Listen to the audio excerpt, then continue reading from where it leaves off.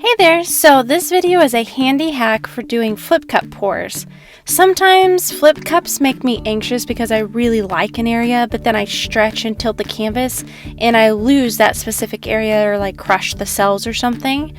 Or you have to be really mindful of where you're stretching because you might lose all your paint off one end and then not have enough for the rest of the canvas. Well, this little method helps save paint and gives you time to figure out your composition and to possibly save your favorite areas from getting stretched too much. So, few things. Prepping your canvas and how to mix your pour paints. I have thorough tutorials on both of those that I'll link in the description if you want to check those out. So here I've already started with this little trick. We're going to be using masking tape. This canvas is already taut and level and ready to go.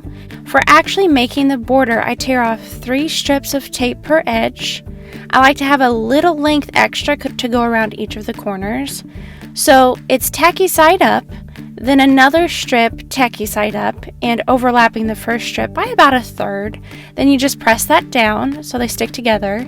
Then for the third strip, it's actually tacky side down on the second strip. So what we end up with is a strip of tape that has a tacky border at the bottom that will stick to the side of your canvas, and the top part of it isn't tacky, and this is the part that will be catching the paint. Then we press the tacky bottom to the side edge of the canvas. This isn't very tacky, so I have to kind of press really firmly to get it to stay on the canvas. So I just have a basic dollar store masking tape here. It's, like I said, barely tacky. I prefer to use my nicer painter masking tape, but I wanted to show it could be done with super cheap masking tape. So we're basically making a tape border all around the canvas. It's going to give us an edge all around so our paint doesn't just run off willy-nilly. It's going to give us more time to decide where we want to keep tilting without losing all of our paint off the edges. And you can certainly use a plastic sheet in your hand to hold on to each corner when you're tilting to catch some of that paint, but I like to have both my hands free, so this border gives me a bit more flexibility. Okay, flip cup time. This is an 18-inch by 24-inch canvas, and I used Olga Sobie's paint calculator to figure out how much paint I need for this size, and I'll link that website in the description. So the calculator said 16.9 ounces of paint mixed, and I'm using a base coat too, about 6 ounces worth. I feel like next time I should mix double the base coat just to give my actual flip cup paints plenty to glide on and stretch easily. So again, for paint ratios and consistencies, check out my how-to video in the description. My base coat is a lot thinner than my flip cup colors. So I have around 4.5 ounces of each color here, and I put in about 2 drops of silicone in each color and give it 3 gentle stirs.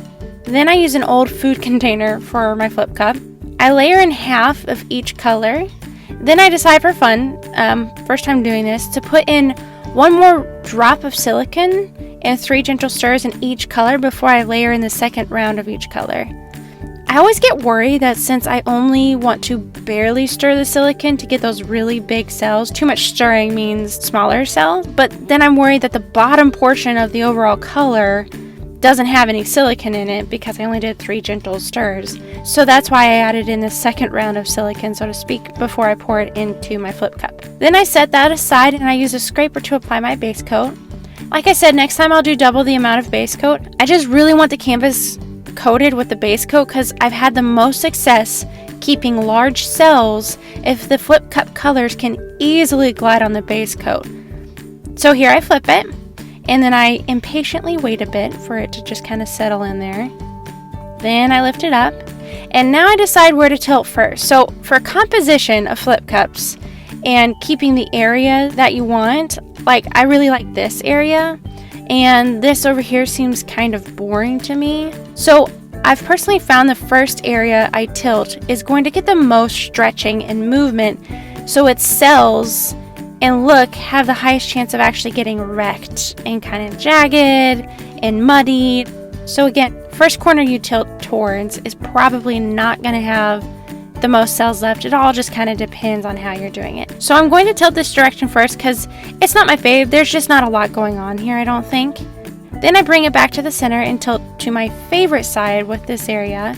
I actually put down a bit of my leftover color to try to give it even more to glide over so the cells stay on top instead of getting caught and rolling under on top of itself. I always think of lava whenever the paint doesn't have something easy to glide on. You know how it kind of just rolls over onto itself. Then I tilt it around till everything is covered. And on this top edge I have muddy lines, but that's okay because I'm just going to tilt that portion off at the very end. So I just try to keep it to 2 sides of mushy while I finish tilting.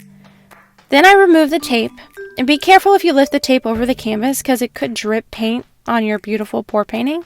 Luckily it didn't happen to me this time, but I've had it happen before, so just be cognizant of that. Then I just tilt off those 2 mushy edges, and there you have it. Also, there's just enough paint that after you remove the tape, it should have enough to flow over the sides nicely. I had very little paint waste on this pour, so I'm super happy.